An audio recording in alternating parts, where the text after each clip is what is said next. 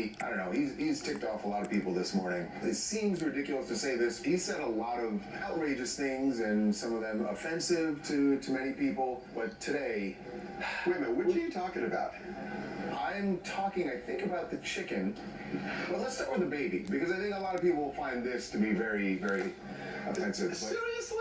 Listen, we're gonna get to it. I will explain my rationale on this. Okay, because I'm baffled. I will start with Donald Trump at a rally.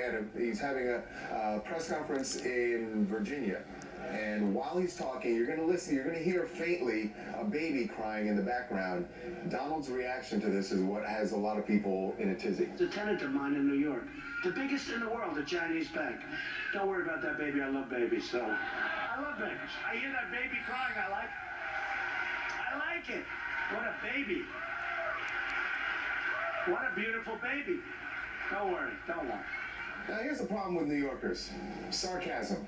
Wait a minute. That was full-on sarcasm. Any other New Yorker would recognize that he was being sarcastic. Can I say something? Even if it's sarcasm, what he's saying subtly is, can you please get the baby under control? I'm trying to give a speech, but I'm not going to, like, make a big deal of it. I'll call out the baby because it's the 800-pound elephant. I'm just saying, the woman who was holding the baby clearly did not. She didn't get the message. He's trying to be polite. Here's what happened. Then the baby keeps... We have the piggy bank. They have ripped us to shreds. Ripped us absolutely to shreds. Actually, I was only kidding. You can get the baby out of here. That's all right. Don't worry. I think you would believe me that I love having a baby crying while I'm speaking. That's okay. People don't understand. There is nothing wrong with I love when he does this and he's like, you out of here yet? Well, there is nothing wrong with what he did.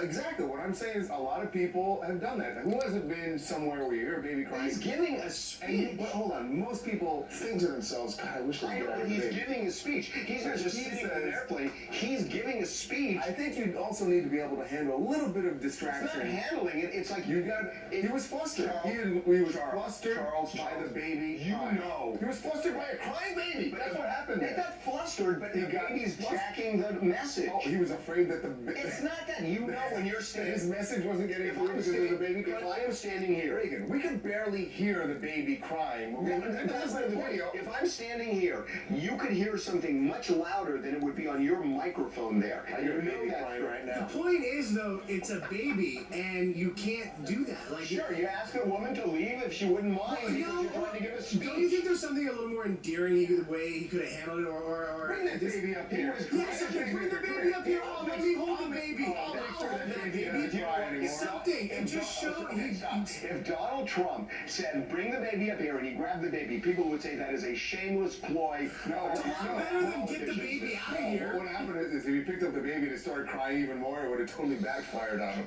I mean, he was nice. Babies aside, that is not what's really controversial. I know what you're upset about. Okay? I think the baby is upsetting to some people. At all, not at all. I think this is even more upsetting to a larger number of people, I think.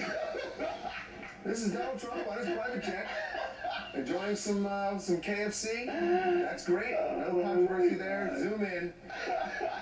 He's got a knife and fork in his hands. Okay, why is that heinous? You can't, when you have fried chicken, eat it with your hands. But why is that a rule? It just is. So when you if you go to Jones on 3rd and somebody brings you fried chicken. I don't go to Jones on 3rd. Well, okay, but if you did, it's like fancy fried chicken. I've been to Jones on 3rd.